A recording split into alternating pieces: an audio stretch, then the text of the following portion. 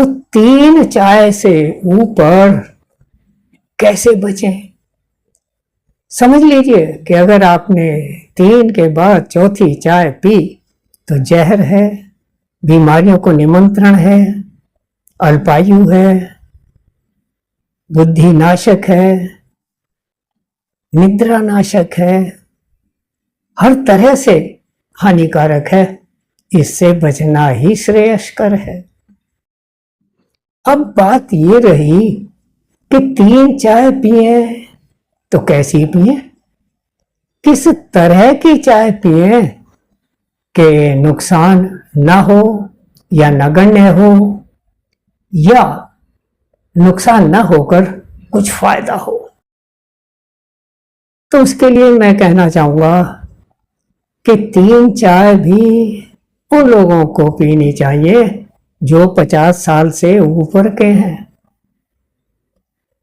और चाय को लाभदायक बनाने के लिए, स्फूर्तिदायक बनाने के लिए, रोगनाशक बनाने के लिए अपनी प्रकृति की गहन जांच कीजिए और वात पित्त कफ जिससे भी आप ग्रस्त हैं उसके उन्मूलन के लिए ऐसे तत्वों का चाय में समावेश कीजिए जो वात पित्त कफ को दूर करते हो। मान लिया आपको कफ प्रकृति है, तो कफ प्रकृति वालों के लिए अच्छा है कि चाय में अदरक अच्छी तरह उबाल करके तब पिए। गुड़ भी कफनाशक है, तो देसी गुड़ की चाय पिए, चीनी की हरगिज नहीं। और गुड़ को भी पानी में ना उबालें, चाय बनाकर और प्याले में छान कर फिर उसमें गुड़ ऐड करके तब पिए। इसी प्रकार मान लीजिए आपको पेट खराब रहता है, आपका गला खराब रहता है, आपकी आवाज बैठी है, आपके गले में बार बार कफ आ जाता है, तो हर बार 1 कप चाय में 2 काली मिर्च को कूटकर उसको अच्छी तरह उबालकर उसके बाद पीजिए, तो धीरे धीरे आपको गले की दिक्कत से राहत मिलेगी। इसी प्रकार अनेक आयुर्वेदिक औषधियाँ भारतवर्ष में प्रचलित हैं, उपलब्ध हैं, जो बहुत ही सस्ती और लाभदायक हैं। उनको ऐड करके आप अपनी चाय को हानिकारक होने से बचा सकते हैं, गुणकारी बना सकते हैं।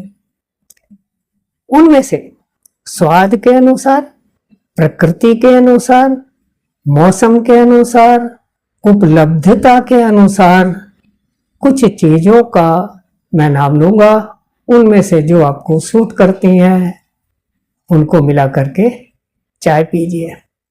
जैसे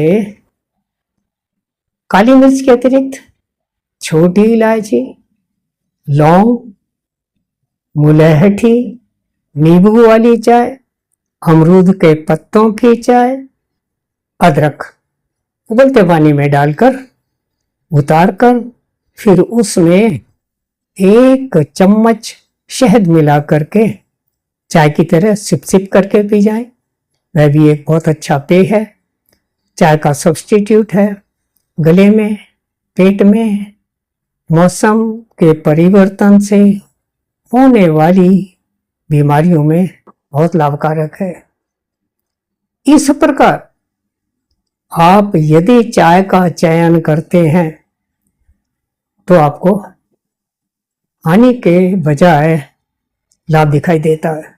लेकिन सबसे बड़ा हानिकारक तत्व है चाय का बहुत गरम गरम पीना। इसलिए आवश्यक है कि चाय छानने के बाद 4-5 मिनट रखी रहने दें, थोड़ा टेम्परेचर ड्रॉप होने दें, उसके बाद चाय को पिएं। और ये तो आप जानते ही हैं कि चाय को कभी भी खाली पेट नहीं पीना चाहिए, नहीं पिलाना चाहिए। कुछ भी थोड़ा बहुत खा करके उसके बाद चाय पिएं। चाहे केवल एक बिस्कुट ही खाएं। सर्वोत्तम चाय, आयुर्वेदिक चाय पिए, हर्बल चाय पिए, या पानी में आटे की छानस चोकर उसको उबालकर उसमें नींबू निचोड़कर और गुड़ या शहद मिला करके तब उस चाय को पिए तो आपको कोई हानि नहीं होती, अपितु अनेक प्रकार के लाभ दिखाई देते हैं। बाजारू चाय नहीं पिए, अनहाइजीनिक होती है, तामसिक होती है।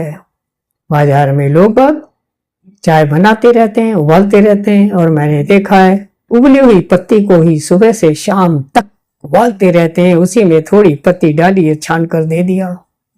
जरूरत से ज्यादा उबालते हैं। पत्ती के अंदर जो मेलिथिन नामक पॉइजन है वो बहुत अच्छी तरह घुलकर विष का काम करता है, कब्ज करता है, आयु घटाता है, बुद्धि नाशक है। इसलिए बाजार की चाय से सर्वथा बचें। चाय को किसी भी हालत में पत्ती को 1 मिनट से ज्यादा ना उबलने दें। उबलते पानी में चाय की पत्ती डालें और 1 मिनट होने से पहले ही उसमें दूध डाल दें और जल्दी से जल्दी छानकर मीठा अलग से मिला करके तब पिएं और पिलाएं तो आपको कम हानि होगी। सस्ती होने के कारण हम कई बार खुली चाय ले आते हैं, मार्केट में थाल में सजा कर रखी रहती है। खुली होने के कारण वातावरण के वायुओं में उपलब्ध दूषित कण उसके ऊपर बैठते रहते हैं। इस तरह वह अनहाइजीनिक हो जाती है, लाभदायक नहीं होती। इसलिए पैकेट बंद अच्छी क्वालिटी की ब्रांडेड चाय का ही उपयोग करना चाहिए।